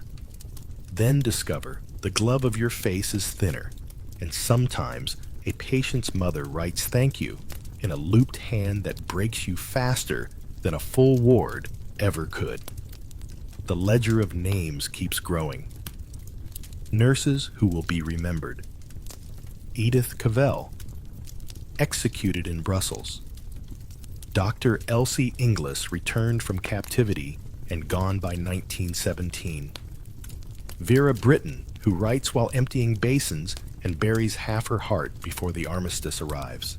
But there are others you say aloud in the laundry, so they won't be lost in steam. Ada, who could change a dressing with one hand. Mariam, who taught the ward 5 words of Urdu to say comfort properly. Rose, who could make a patient eat by telling the spoon a story. Sometimes, compassion feels like carrying water in a sieve and calling it a bucket. You do it anyway. You keep carrying because some spills still reach the root. A man who hasn't spoken in days asks for jam. Another shaking lets you count his breaths until yours matches. Someone laughs at your dreadful pun on gauze, and the laugh pays for 4 weary hours more than any wage could, on leave you attempt normal, and normal declines the invitation. A shop bell rings, and you inventory exits. A friend complains about the color of a hat, and you think about the color of iodine, of mustard ointment of the sky, the day the convoy didn't make it, and you nod politely, because her peace is something you would like to protect for her, even as yours declines protection. Do you ever try to explain and stop after 3 words because the room hasn't been issued a common language yet? The body keeps receipts. A cough that waits until quiet. A back that argues with stairs. A dream that reruns a corridor you don't remember until you are in it again, holding the other end of a stretcher. You do the math wrong on purpose. Call it tired. Call it weather. Call it anything but what it is, because naming a thing can make it too solid to pocket discreetly and continue walking. You design tiny escapes, the way engineers design valves. A page of a novel before lights out, even if you read the same paragraph 3 times. A game with yourself to find one color in the ward that isn't white, brown, or red. A question for each patient that's about a kitchen, a road, a garden, something that will outlast the map. If you're listening, what would you say is the smell of home? And if you can't smell it yet, can you borrow mine? Fresh bread on a rainy Wednesday, and soap that pretends at lavender.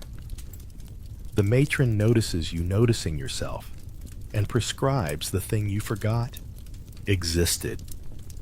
A walk You take it slow as a hymn, past piles of crates and a sky that looks undecided. You count crows, not casualties. You let the wind edit your thoughts.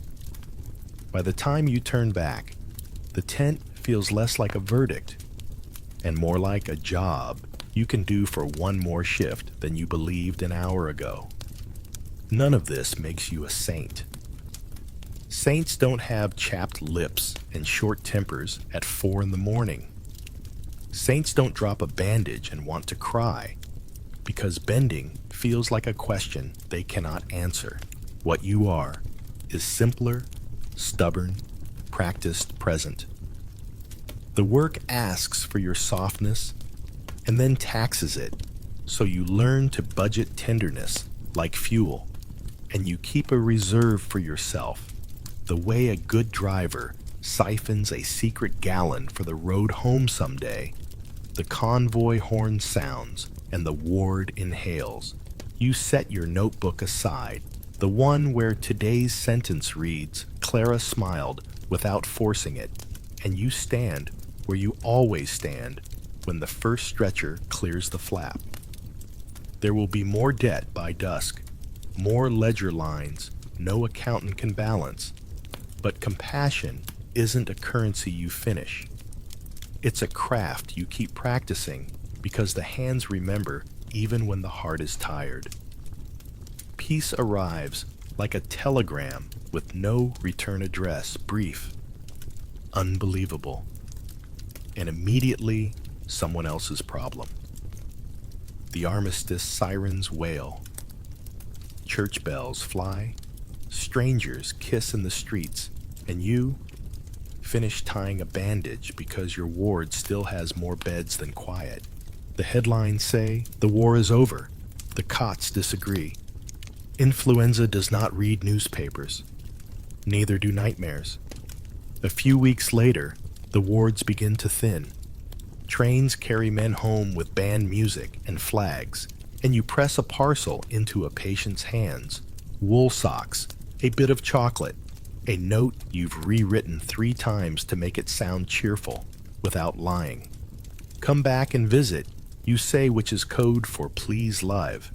He salutes you like you outrank him, and for one alarming second, you almost believe you do. Demobilization turns out to be organized chaos with a stamp on it. The Army has procedures for sending men back to towns and farms. It has fewer for dismantling a machine that ran on women's work. Your orders arrive in a stack of forms taller than your tea mug. VADs, back to civilian life. QAIMNES, reduced temporary contracts, ended with permanent politeness. If war made you necessary, peace makes you surplus. The notice reads, services no longer required, like you're a pair of boots with the wrong polish. The trip home is quieter than the one out. No bands, no flags, just suitcases that refuse to close and hands that won't stop washing themselves even when they're clean. You step off the train and the platform smells like coal and relief, and your mother hugs you hard enough to count your ribs. Someone says you look thin. Someone else says you look different. Both are correct. At first, peace tries on celebration. Neighbors bake cakes. The vicar thanks our gallant lads from the pulpit and includes our brave women as a footnote that makes the pews nod in a way that feels like patting a dog. A few weeks later, celebration tries on normal. The newspapers run adverts for hats. A pamphlet arrives in the post suggesting proper recipes for a thrifty household. Your hands twitch for a chart pad that no longer exists. Work you assume will fill the space. You apply to a hospital, then another. The matrons admire your references and regret your presence. Positions are scarce. One says eyes skimming the page where your experience lives. Married preference another adds as if a ring improves the way one changes dressings. A third sighs about budgets and suggests convalescent homes that pay in gratitude. You hear the phrase restoration of pre-war practices and realize peace is not a season, it's a policy. Back in the city, factories dismiss women by the thousand. Posters urge a gracious return to home life, as if homes had waited in stasis for 4 years, dust sheets, undisturbed soup, eternally just about to simmer. The boys are back, says the headline. The girls' shift is over, says the subtext. Have you ever noticed how gratitude keeps office hours? You try the civilian wards. The pace is slower, the pay meaner, the respect shy. A physician corrects you in front of a patient on a procedure you performed without supervision under shellfire. You swallow the retort because you've been trained to keep the patient calm, not the doctor honest. Later, a young sister asks how you tie your lightning-fast knots, and you feel something soften. You show her twice, then watch her hands learn the rhythm. Teaching you discover is a way to smuggle authority into peacetime. People ask gentle questions with sharp edges. Did you see much? Were you frightened? Is it true about... You edit on the fly, because truth and dinner parties don't mix. When someone says the war must have been dreadful, you answer parts of it, and then ask whether they've tried the jam, because conversation, like triage, sometimes requires diversion. Your body takes inventory without asking permission. Stairs disagree with your knees. Sleep arrives like a thief, sudden, unreliable, and always leaving a mess. A door slams, and your cup overflows. The doctor calls it nerves a diagnosis with impeccable manners and no solutions. He recommends rest and tonics. You recommend he try a night shift with 30 influenza cases and writes the suggestion in your notebook instead of saying it aloud. Friends you haven't seen since 1914 reappear wearing peacetime like new shoes. One complains that the milk has been watery for months. You nod and do the mental math for how many cases of dysentery could be solved with her concern. Another marvels that you are still so feminine after all that. You smile because you refuse to hand her the answer she deserves. The newspapers print lists of the fallen long as ever, but the names of nurses appear less often and smaller when they do. A photograph of a memorial drafts proposal shows a soldier in stone chin, lifted coat, majestic, no apron in sight. You wonder, not entirely kindly, who will nurse the marble when it cracks. Not every door is closed. In 1919, a registration scheme begins to professionalize nursing in Britain. Exams standards a roll of names. It is a step, even if it arrives with the gate of bureaucracy. The same year, the vote tiptoes in for some women over 30 with property, and it feels like a receipt that doesn't cover the bill. You mark the date anyway, because history deserves timestamps, even when it arrives late and underdressed. War widows line up for pensions that don't stretch. Make do, says the pamphlet, which fails to list grief among the items to be budgeted. Mothers wear black for sons, wives for husbands, sisters for brothers. You tuck letters inside a drawer and learn that paper hums in the dark if you leave it alone. A former patient finds you outside a grocer's. He recognizes you by your walk. He says how you tilt towards a noise as if it might ask for help. He's grown a mustache that barely convinces his face to look older. He thanks you, and your whole body attempts humor as a reflex. All part of the service, you say, and he laughs too loudly, which is to say perfectly. He tells you he has a small shop now, that he shouts at the bread for burning when he means to shout at the past. You tell him that's normal, and you both decide, without voting on it, to keep walking the same street sometimes. There are reunions. Some make sense nurses in borrowed hats meeting for tea that tastes like bravery diluted to cafe strength. Stories spill then settle. Someone says Edith Cavell's name, and the table straightens unconsciously habit, posing as tribute. Someone else mentions Dr. Inglis, her hospitals, her death, and the way a train station seemed briefly like a cathedral the day her body came home. The silence that follows is not empty. It's respectful shelf space. Other reunions are less official. You visit a mechanic school where women trained to drive ambulances now learn to fix lorries because competence is a habit that refuses to sit still. You help a friend from the depot write a letter for a position she will win because everyone in the room already trusts her, even if the letterhead is late to the party. You send a note to the mother of a boy who kept a harmonica by his bed and played you Annie Laurie off-key because remembrance grows where it is watered. You try church again. A hymn reaches a note you haven't heard since a night when the lamp swung and someone held your wrist until the trembling passed. You hold the pew and count your breaths, not because you are faint, but because counting is a bridge between past and present that still holds your weight.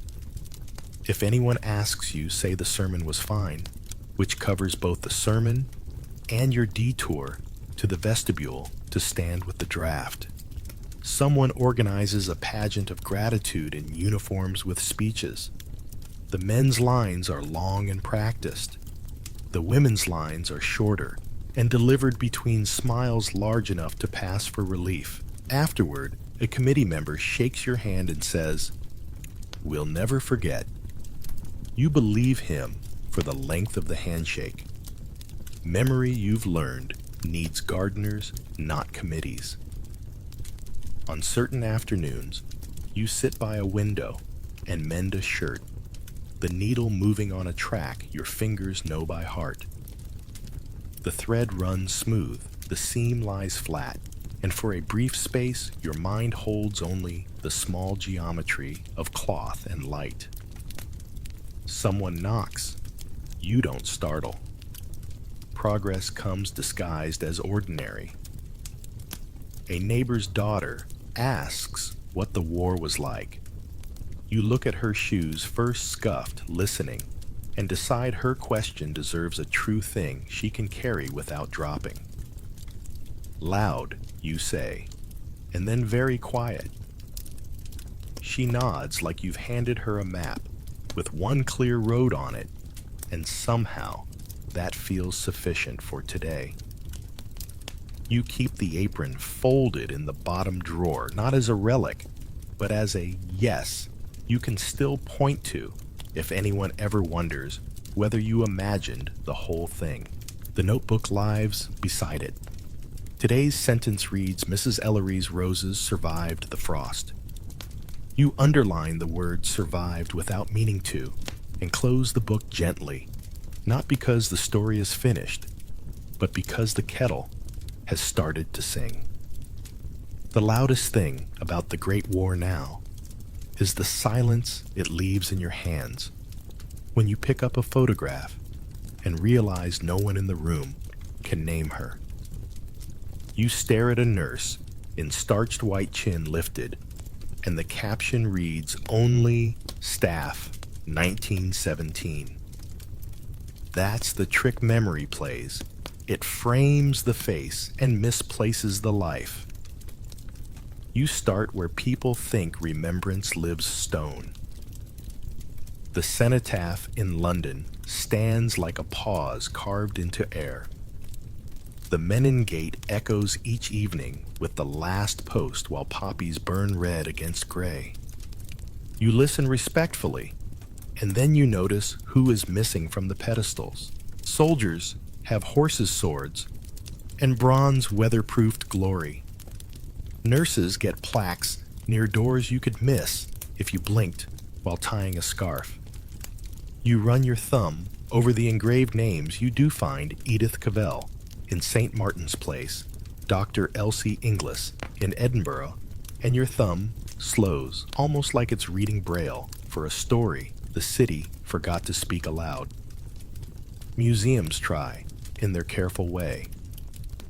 A case of medals, a corner of uniforms, a diary open to a page where the ink wobbles because the writer was cold or scared or both.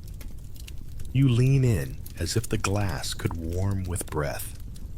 The label mentions Dates Corps theaters of war. It rarely mentions sleep, or the kettle that whistled too loud, or the joke that bought 4 minutes of relief, or the way a ward felt like orchestration played on tired hands. You catch yourself wanting to tape a note to the glass. She laughed. She swore. She kept the lamp trimmed. She mattered.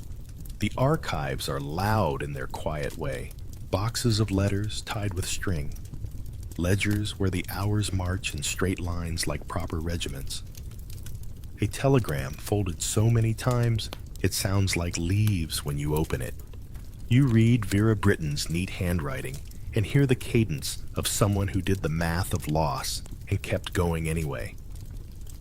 You read Mary Borden and feel language trying to behave in a room where nothing else would. You read Mary Chisholm's reports and catch the steady drumbeat of competence that has no room for adjectives. Outside, the rituals feel familiar.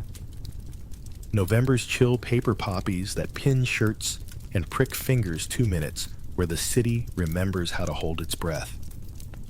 You stand with everyone else grateful and a little lonely for a roll call that still leaves out the laundry list. Washerwomen orderlies, cooks, drivers, clerks, the women who learned to reverse an ambulance in mud without looking. Because looking meant thinking, and thinking meant doubt, and doubt meant delay. You consider the question aloud in your head, because that's how you talk to yourself now. Whose silence are we keeping? And whose silence have we mistaken for absence? You try classrooms because future memory begins where feet swing above the floor. You hold up a photograph and say her name, not just her title. You describe a ward in small, portable truths. The smell of carbolic on knuckles. The way pencil marks smear at 3 a.m. The miracle of hot tea. You ask, what would you pack in your pocket if you were her? And hands go up peppermint, a tiny prayer, a joke to use later, a picture of a dog, and suddenly the room knows her better than most plaques will allow. Digital memory has its own tide. Names once trapped in registry books now flicker on screens. Rolls of honor service records, scans of cramped handwriting that looks like marching ants.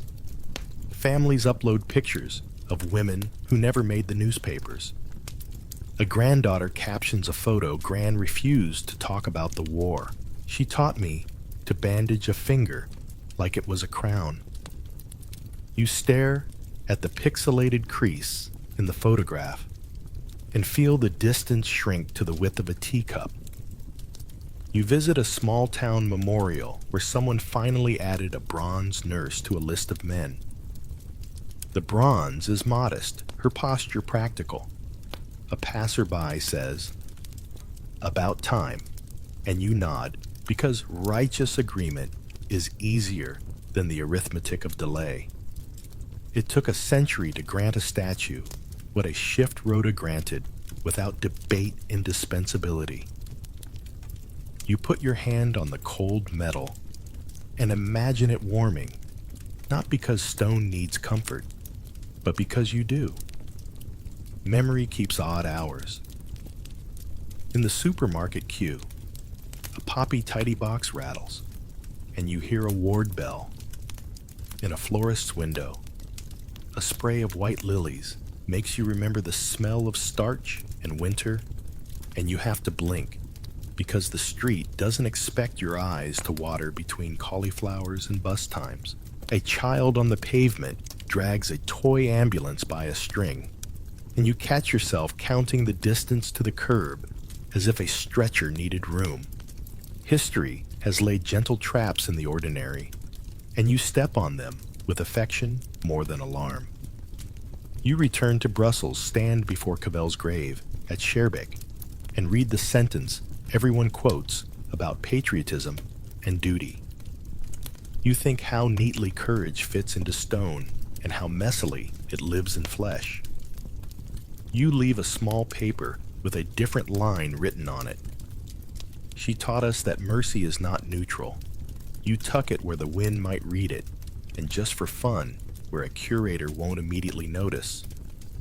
In village halls and church basements, you hear new voices telling old stories, as if opening windows in a room that has been polite for too long. A retired nurse presents a talk on the QAI men's and slips in names from the margins.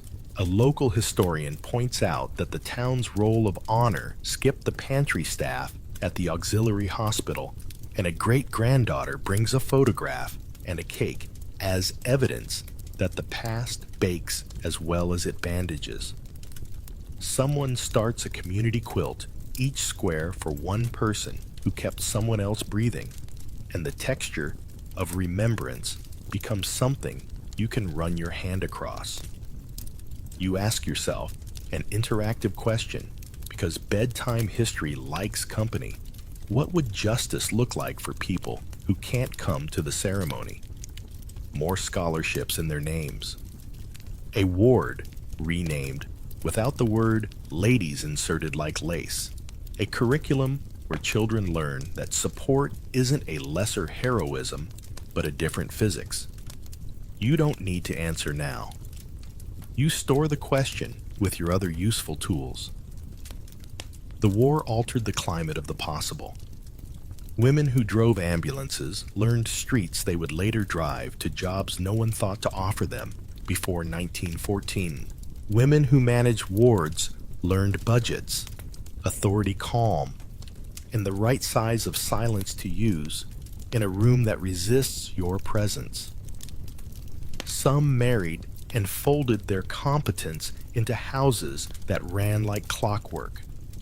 Some never married and taught generations to keep pulse and purpose stealthily aligned. Some became campaigners with patience sharpened by triage. The vote arrived like a partial delivery, then a fuller one, and you track the dates like stations on a line you wish had been express.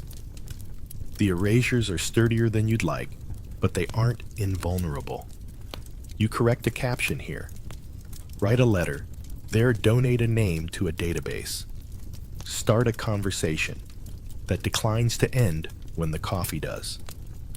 You teach the habit of noticing the seamstress in the group photo, the calloused hands hidden by gloves, the tired mouth that still remembers how to smile for someone else's sake. You say it out loud because spoken memory stays aloft longer. She is not scenery. On your own desk, the artifacts are small and immodestly powerful. A thimble, polished thin. A folded apron, tape a notebook with one sentence per day. Today, you write the museum guard asked her knee. You underline her twice, not the guard, then catch yourself and smile because you've become the gardener you needed a century ago. Before sleep, you sometimes set yourself a kinder drill list. 5 things you know, now that stone doesn't. The warmth of a hand before morphine. The comic timing of a woman who can carry a ward on a pun. The way eucalyptus oil nudges panic aside long enough for breathing to negotiate a truce. The precise relief of hearing a kettle when nothing else obeys. The fact that grief and gratitude are neighbors who share sugar across the fence. You don't recite them like liturgy, you arrange them like fresh linen. If you're still awake, and it's okay, if you are, you can try this picture. One nurse whose name you learned today. See her sleeves rolled to the elbow. The pencil behind her ear, the hairpins refusing to surrender. Hear her say something entirely practical like, "We need more light," and watch everyone move. Hold that picture gently until it stops feeling like a stranger and starts feeling like an ancestor. The photograph on your nightstand doesn't speak, but it no longer needs to. The silence that used to mean absence has learned another trick. Presence without performance. You turn out the lamp a little like trimming it, and the room remembers how to be kind to the dark. Let the ward lights dim in your mind. Bandages, folded kettles, quiet names softly kept. You walked beside nurses and women who carried courage without medals, stitching life, where war unstitched it and teaching the world to remember gently. Breathe in, breathe out. The night is kind. Rest now, history will keep the watch while you sleep. Dream of calm seas,